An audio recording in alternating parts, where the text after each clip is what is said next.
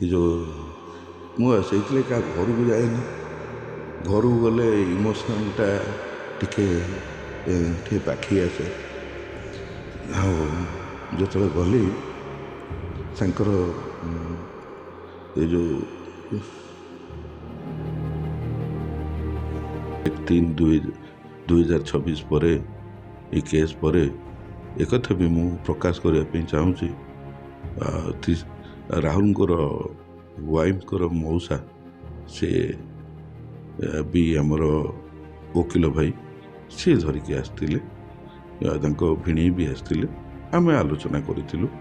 ଆଲୋଚନା ପରେ ସେ ସାଟିସ୍ଫାଏ ହେଇଥିଲେ ମୋ ଉପରେ ଏବଂ ତାଙ୍କ ପକେଟରୁ ବି ଏକଥା ବି ମୁଁ କହିଦେଉଛି, ମୁଁ ମନା କରୁଥିଲି ନାଇଁ ଟିକେ ରୁହନ୍ତୁ ବୋଲି, କିନ୍ତୁ ତାଙ୍କର ପକେଟରୁ ନିଜେ ଫିସ୍ ମୋତେ 5,000 ଟଙ୍କା ଦେଇଥିଲେ, ଖୋଲିକି ବି କହୁଛି। ସେଇଟା କୋର୍ଟର ଫାଇଲିଂ ପାଇଁ ଆଉ ସାର୍ଟିଫାଇଡ୍ କପି ବାହାର କରିବା ପାଇଁ ଦେଇଥିଲେ। ତା ପରଠୁ ଆଜି ପର୍ଯ୍ୟନ୍ତ ଆପଣ ପଚାରିକି ବୁଝିପାରିବେ ମୁଁ ଆଜ୍ଞା ଟଙ୍କାଟେ ନେଇନାହିଁ। ଆଉ ଯେଉଁ ଭାଇମାନେ ମାଆମାନେ କହୁଛନ୍ତି ମୁଁ ତାଙ୍କଠୁ ବହୁତ ପଇସା ନେଇଥିବି ବୋଲି, ମୁଁ ନେଇନାହିଁ ଆଜ୍ଞା। ଅଧିକାଂଶ ମାନେ ଏଇ ବକ୍ତବ୍ୟଟା ମୁଁ ଯଦି ରଖୁଛି ପୁଣି କହିବ ଯେ ଇଏ ଆସିଗଲେ ପୁଣି ଆଉ ଗୋଟେ ପ୍ରବଚନ ଦେବା ପାଇଁ। ନାଇଁ ଆଜ୍ଞା, ପ୍ରବଚନ ନାହିଁ। ତେଣୁ ମୁଁ ଆପଣଙ୍କୁ ପ୍ରବଚନ ଦେବା ପାଇଁ କିଏ? ଆପଣମାନେ ସମସ୍ତେ ଜ୍ଞାନୀ ଗୁଣୀ। କାହାକୁ ଆମେ ସିନା ଗୋଟେ ଲର ପରିଧି ଭିତରେ ଆମେ ଅଛୁ, ଆଉ ପରିଧି ଭିତରୁ ତ ଆମେ ବାହାରକୁ ଯାଇପାରିବୁ ନାହିଁ। ଆଉ ପରିଧି ଭିତରେ ହିଁ ରହିକରି କଥା କହିପାରିବୁ। ଆଉ ଯାହା ହେଲେ ବି ଆମ ଭିତରେ ବି ତ କିଛି ମାନବିକତା ଅଛି କି ନାହିଁ? ଆଉ ସେଥିଲାଗି ବି ମୁଁ ନିଜକୁ ମୁଁ ଯେଉଁଟା ରାଗିକି କହିଥିଲି ସେଇଟାକୁ ବି ମୁଁ ନିଜେ ଅନୁତପ୍ତ କରୁଛି। ମୁଁ ଟିକେ କ'ଣ କି ତାଙ୍କର ମାଆଙ୍କୁ ମାଡ଼ ଫାଡ଼ ଟିକେ ଦେଖିକିରି ତାଙ୍କ କାନ୍ଦ ସବୁ ଦେଖିକିରି ମୁଁ ଟିକେ ଅସ୍ତବ୍ୟସ୍ତ ହେଇଯାଇଥିଲି। ଏବେ ତ ଆପଣମାନେ ଜାଣିଛନ୍ତି ଆମର ଭ୍ୟାକେସନ୍ ପିରିୟଡ଼ ଚାଲିଛି। ଆଉ ପଦେ ପଦେ ମୁଁ ରାଗିକି ସେଇଟା ଆମର ଭାଇ ଏବଂ ମାଆମାନଙ୍କୁ ଟିକେ ଶ୍ରୁତି ମଧୁର ଟିକେ ବାଧା ଉପୁଜେଇଛି। ସେଥିପାଇଁ ମୁଁ କ୍ଷମା ପ୍ରାର୍ଥନା ବି କରୁଛି। ଆଉ ସମସ୍ତଙ୍କର ଯେମିତି ଚାହୁଁଛନ୍ତି ଯେ ହେଉଛି ଯେଉଁଟା ଆପଣମାନେ ଚାହୁଁଛନ୍ତି ମୁଁ ବି ସେଇଟା ଚାହୁଁଛି। ଯେତେବେଳେ ତୃଷ୍ଣାଙ୍କ ମା ରାହୁଲକୁ ନିଜ ହୀରା ବୋଲି କହୁଛନ୍ତି ଜଇଙ୍କୁ, କଣ ରାହୁଲଙ୍କ ମା ତାଙ୍କ ଜଇଙ୍କୁ ହୀରା କହିକି ପାଖରେ ରଖିପାରିବେନି? ଆଜ୍ଞା କ'ଣ କହିଲେ? ଯେତେବେଳେ ଆଜ୍ଞା ତୃଷ୍ଣାଙ୍କ ମା ତାଙ୍କ ଜଇଙ୍କୁ ହୀରା କହିକି ପାଖରେ ରଖୁଥିଲେ, ସେତେବେଳେ କଣ ରାହୁଲଙ୍କ ମା ତାଙ୍କ ଜଇଙ୍କୁ ହୀରା କହି ପାଖରେ ରଖିବା ଭୁଲ? ନାଇଁ, କାହାକୁ ତ ସେମିତି ସମସ୍ତଙ୍କ ଘରେ କ'ଣ କି ଯେହେତୁ ଗୋଟିଏ ପୁଅ ଗୋଟିଏ ଝିଅ, ସମସ୍ତେ ପୁଅକୁ ବି ଯେତିକି ଭଲ ପାଆନ୍ତି ଝିଅକୁ ଟିକେ ବେଶୀ ଭଲ ପାଆନ୍ତି। ଏଇଟା ଆମର ସଂସ୍କାର ଭିତରେ ହିଁ ଆସୁଛି। ଆମେ ବି ସେଇଥିରେ ବି ଚଳୁଛୁ। ଆମର ବି ଗୋଟିଏ ଭଉଣୀ। ଆମେ ବି ଯେତେବେଳେ ଦେଖୁଛୁ ଯେ ହେଉଛି ଝିଅ ପ୍ରତି ଏତେ ଭଲ ପାଇବା ଆମ ପ୍ରତି ସେତିକି ଆସୁନି। ଏଇଟା ହବ ଆଜ୍ଞା। ଆପଣମାନେ ଯେତେବେଳେ ଝିଅଟେ ବାହାଘର କରିଦେବେ, ଆଉ ଆପଣମାନେ ବି ଯଦି ଭାଇ ହେଇଥିବେ, ଭଉଣୀଟିକି ଆପଣ କାନ୍ଧରେ ଧରିକି ବୁଲେଇଥିବେ ଭାଇ ହିସାବରେ, ଯେତେବେଳେ ଝିଅଟି ବାହା ହେଇକିରି ଭଉଣୀଟି ପଳେଇବ, କାହାକୁ କାନ୍ଧରେ ବସିକି ଧରିକି ବୁଲେଇବି, କାହାକୁ ନେବି ମାର୍କେଟ, ଏହା ଖାଇବି ସେୟା ଖାଇବି, ସେଟା ତ ଆସିବ ଯେମିତି ହେଲେ। ସେ ହୃଦୟର ଆଉ ଅନ୍ତରର କଥା। ଆଉ ମୋତେ ଆଉ ଏତେ ଇମୋସନାଲ୍ ବି କରନ୍ତୁନି। ଆଉ ମୁଁ ନିଜକୁ ନିଜେ ବି ଅନୁତପ୍ତ ବି କରିଛି। ସେଇଟା ଟିକେ ଯେହେତୁ ତାଙ୍କ ମାଡ଼ ଦେଖିକିରି ତାଙ୍କ ମାଆଙ୍କର ଟିକେ ସତ କଥା ପଦାକୁ ଆଣିବା ପାଇଁ ଚେଷ୍ଟା କରନ୍ତୁ। ଆଜ୍ଞା, ଦୁନିଆରେ କେହି କେତେ ଦିନ ବଞ୍ଚିବା, କେତେବେଳେ କ'ଣ କାହାର ହେବ କିଛି ଠିକ୍ ନାହିଁ। ଯିଏ ଯେତେ ବଡ଼ ଅଫିସର ହୁଅନ୍ତୁ ନା କାହିଁକି। ଆଉ ତେଣୁ ଏବେ ବି ଆପଣମାନଙ୍କୁ ସମସ୍ତଙ୍କୁ ଯେଉଁମାନେ ରାହୁଲକୁ ଭଲ ପାଉଛନ୍ତି ଏବଂ ତାଙ୍କ ୱାଇଫକୁ ଭଲ ପାଉଛନ୍ତି ଏବଂ ଆପଣମାନେ ବି ନିଜେ ବି ତାଙ୍କ ଦ୍ୱାର ସମସ୍ତଙ୍କ ପାଇଁ ଆପଣମାନଙ୍କ ପାଇଁ ଖୋଲା ଅଛି। ଆପଣମାନେ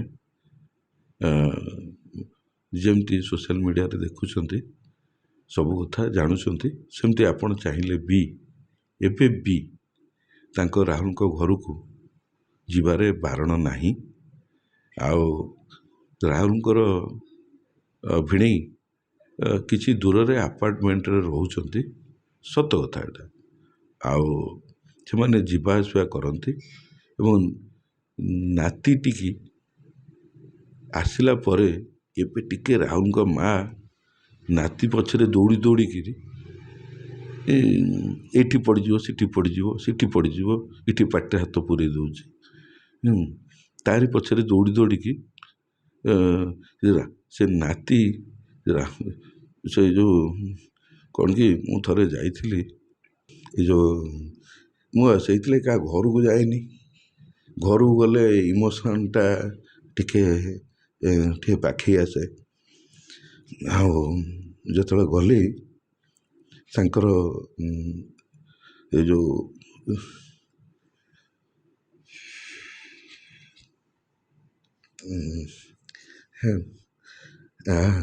ଯେତେବେଳେ ଗଲି ରାହୁଲଙ୍କର ମା କ'ଣ କି ଆମେ ଡାକ୍ତର ହୁଅନ୍ତୁ କି ଓକିଲ ହୁଅନ୍ତୁ, ସେମାନେ ତ କ୍ଲାଏଣ୍ଟଙ୍କ କଥାରେ ତ କେସ୍ କରିପାରିବେନି। ଆଉ କି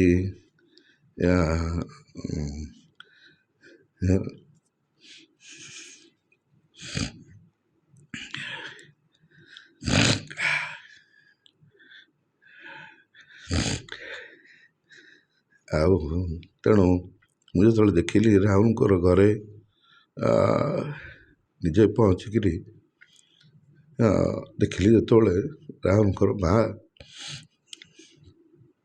ରାହୁଲ ଫଟୋ ପାଖରେ ଆଉଜିକିରି କାନ୍ଦୁଛନ୍ତି। ସେ ସେମିତି ସେଇଠି ସେଜ ପଡ଼ିଛି, ସେଇଠି ରାହୁଲଙ୍କର ଫଟୋ ପାଖରେ ବସିକିରି ତା ମୁହଁକୁ ଆଖିକି ତେଣୁ ମୋତେ ଟିକେ ଇମୋସନାଲି ମୁଁ ଟିକେ ଟଚ୍ ହେଇଛି। ଆଉ ମୁଁ ଯେତେବେଳେ ଦେଖିଲି ତାଙ୍କ ମାଆଙ୍କୁ ଟିକେ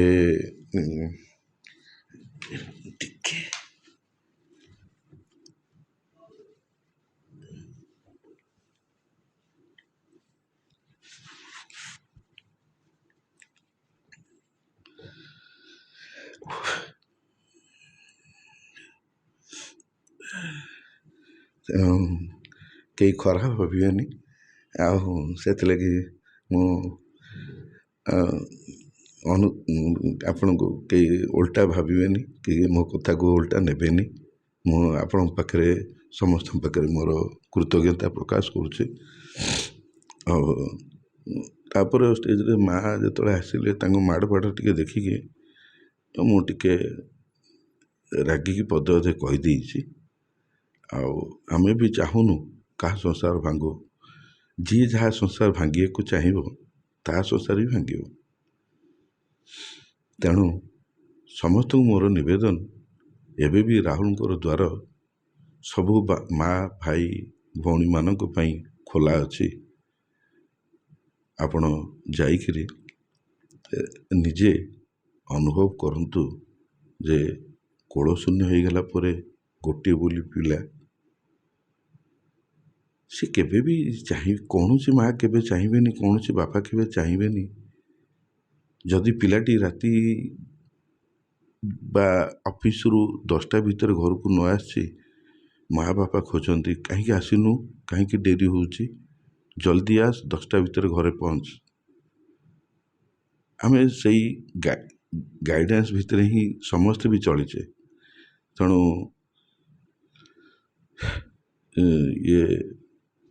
ତେଣୁ ସମସ୍ତଙ୍କୁ ମୋର ନିବେଦନ, ଆମେ କେହି କାହାକୁ ଆରୋପ ପ୍ରତ୍ୟାରୋପ କରିବା ପାଇଁ ଚାହୁଁନୁ।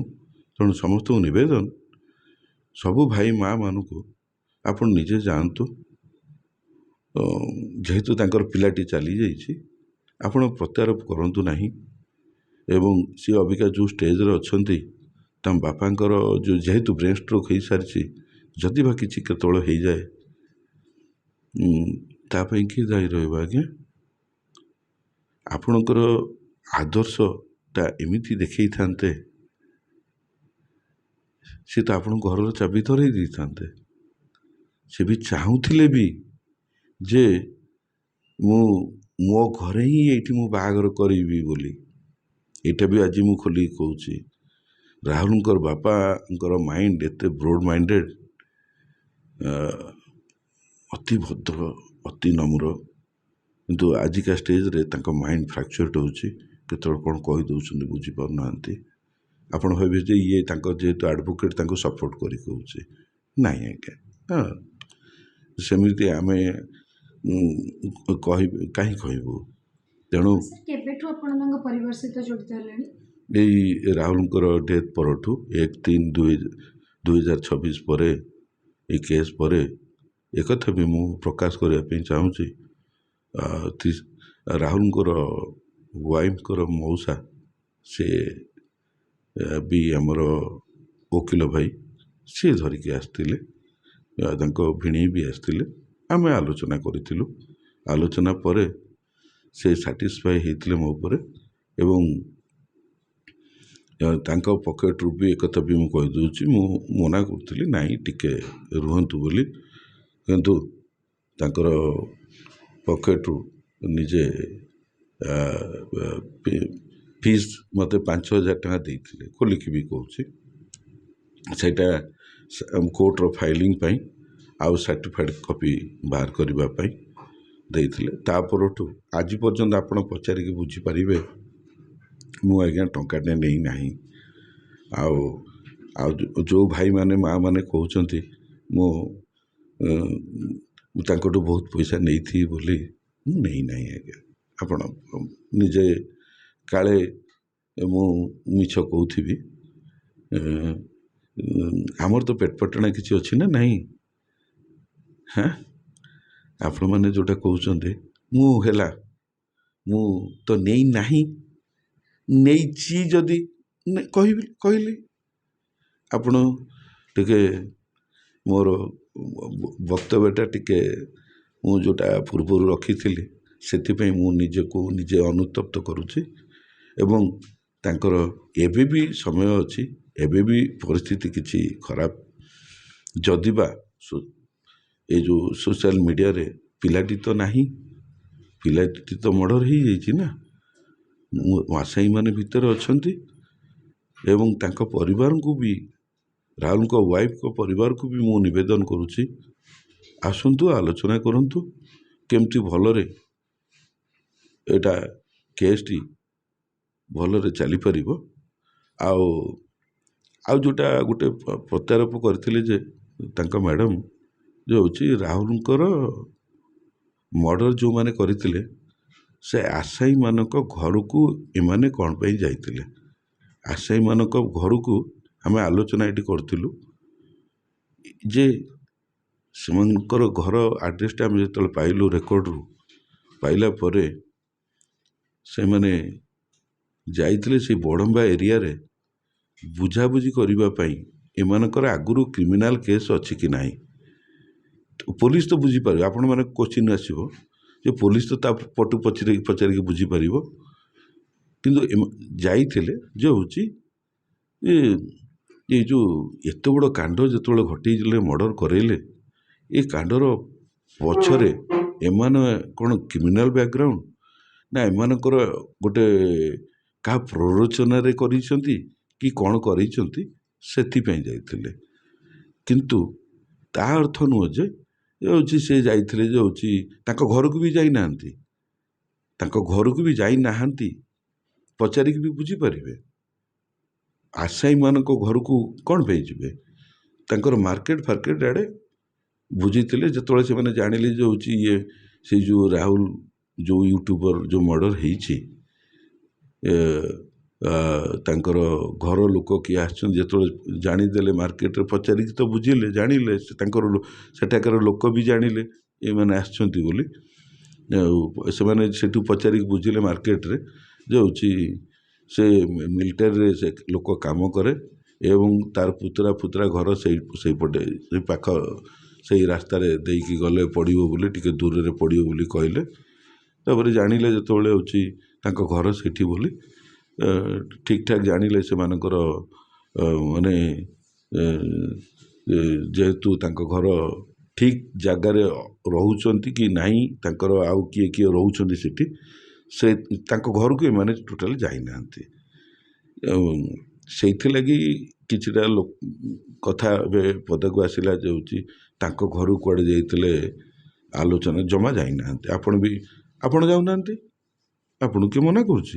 ଆପଣ ଯାଆନ୍ତୁ କ'ଣ କରିବା କଥା କରୁନାହାନ୍ତି। ଆମେ ତ ଇନଫର୍ମାଣ୍ଟ ତରଫରୁ ସଚିନ ତ ଅଛି ଇନଫର୍ମାଣ୍ଟ ଏବଂ ତାଙ୍କ ଭଉଣୀ ଲେଖିଛନ୍ତି ଏବଂ ସଚିନ ଦସ୍ତଖତ କରିଛି। ତାଙ୍କ ଭଉଣୀଙ୍କର ଏଣ୍ଡୋର୍ସମେଣ୍ଟ ବି ଅଛି ଏତଲାରେ। ତାଙ୍କୁ ଭଉଣୀ ବି ଏକ୍ଜାମିନ୍ ହେଇସାରିଛନ୍ତି। ଆଉ ମୁଁ ପଚାରୁଥିଲି ତାଙ୍କ ମାଆଙ୍କୁ ବି ପଚାରୁଥିଲି ବାପାଙ୍କୁ ବି ପଚାରୁଥିଲି ଯେ ହେଉଛି ସେ ଯେଉଁ ଲକର୍ ଫକର୍ ଏସବୁ କଥା ନା ଲକର୍ ଚାବି ଆଜ୍ଞା ତା ପାଖରେ ଥିଲା। ଆଉ ଆମର ତ ଅବସ୍ଥା ଠିକ୍ ନାହିଁ। ଆଉ ମୋର ତ ମୋ ମାଇଣ୍ଡ ଆଜ୍ଞା ଫ୍ରାକ୍ଚୁଏଟ୍ ହେଉଛି। ମୁଁ ତ କ'ଣ କେତେବେଳେ କହୁଛି ମୁଁ ନିଜେ ବି ଜାଣିପାରୁନି। ଆଉ ତାଙ୍କ ମାଆଙ୍କର ବି ସୁନା ଗହଣା ବି ସେଇ ଲକର୍ରେ ବି ସେ ବି ରଖିଥିଲେ। ସେ ବି ଆସନ୍ତି ଏବଂ ତାଙ୍କ ରୁମ୍ ଭିତରେ ଏବେ ଦେଖିଲା ବେଳକୁ ସେ କହୁଛନ୍ତି ଯେ ଖାଲି ଖୋଳ ଗୁଡ଼ିକ ପଡ଼ିଛି। ଆଉ ଯଦି ଆପଣଙ୍କ ପାଖରେ ବିଲ୍ ଅଛି ଆପଣଙ୍କର ସୁନା ଜିନିଷର ବିଲ୍ ଆପଣ ଥାନାରେ ଦେଖେଇ ପାରିଥାନ୍ତେ ବା ତାଙ୍କ ଘରେ ଦେଖେଇଲେ ସେଟା ଆପଣଙ୍କ ଜିନିଷ ଯଦି ଯାଇଛି ସେ ଦବାରେ କୁଣ୍ଠାବୋଧ କରିନଥାନ୍ତେ କି ଏବେ ବି ସେ ଚାହୁଁନାହାନ୍ତି କୌଣସି କିଏ କାହାକୁ ପ୍ରତାରପ ଆଲୋଚନା କରିକି ଏ କଥା ବେଶୀ ଆଗକୁ ନିଅନ୍ତୁ ନାହିଁ। ଯେହେତୁ କେସ୍ ଅଣ୍ଡର ଟ୍ରାଏଲରେ ପୋଜିସନ୍ ଷ୍ଟେଜକୁ ଆସିଲାଣି ତେଣୁ ଆପଣଙ୍କର ମୁରବୀମାନଙ୍କର ଭିତରେ ଆଲୋଚନା ପର୍ଯ୍ୟାଲୋଚନା କରିକିରି କଥାର ସମାଧାନର ପନ୍ଥା ବାହାର କରନ୍ତୁ।